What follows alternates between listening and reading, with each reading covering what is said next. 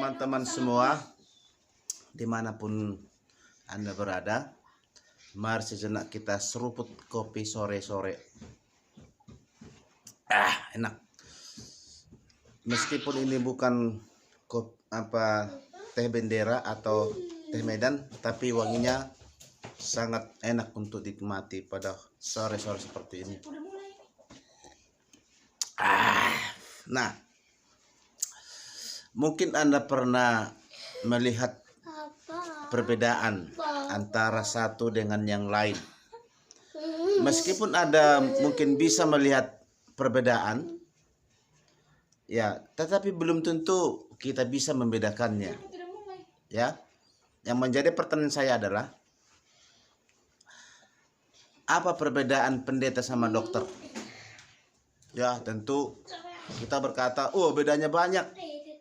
Ya, tapi sebutkan perbedaannya. Kalau pendeta kerjanya di mimbar berkhotbah, melayani mendoakan orang.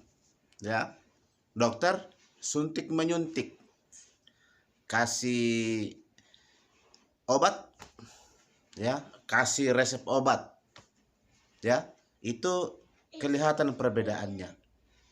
Tetapi yang menjadi hal yang penting adalah apa perbedaan yang sangat-sangat krusial sekali, yang sangat penting.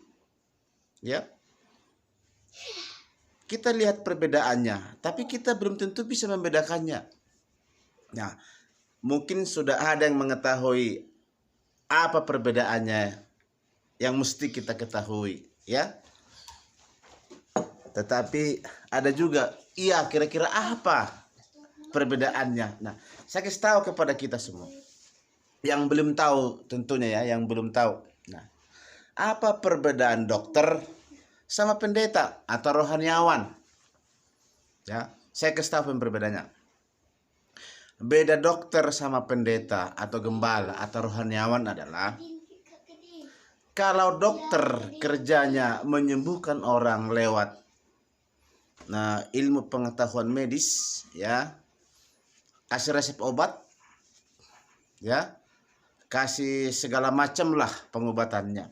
Nah, kalau dokter berdosa atau bersalah, dia baru saja melakukan dosa begitu, entah dosa apapun itu, baik dosa secara moral. Kalau dokter berdosa apalagi secara moral, setelah dia berdosa, ya, orang-orang masih pakai dia sebagai tenaga medis, tidak menjadi masalah. Ya. Kemarin kalau dokter, bayangkan saya kalau dokter berantem saya tadi siang, sorenya saya bisa mengobati orang. Ya. Orang tetap datang berobat kepada sang dokter. Kalau saya dokter, mereka tetap datang kepada saya untuk berobat, konsultasi kesehatan. Ya. Padahal saya sudah berdosa, bersalah. Ya, bersalah dalam hal itu tentu bukan malpraktek ya kesalahannya, secara moral. Nah, itulah sang dokter. Ya, dia tetap punya sesuatu yang laku dijual, pengetahuan ilmunya tentang kesehatan. Tapi ingat, kalau rohaniawan, pendeta, sekudus apapun kita, sehebat apa pikiran kita, ya, kalau kita berdosa apalagi secara moral, apalagi kalau kita ngomong salah, tidak menjadi panutan, sehebat apapun kita, orang nggak mau datang lagi, nggak mau datang untuk berkonsultasi sama kita, karena kita dianggap orang munafik. Ya, kita dianggap munafik. Nah, apalagi dosanya dosa moral. Ya, tidak datang. Beda dengan dokter. Dia orang-orang datang berobat kepada dia, walaupun dia sudah bersalah.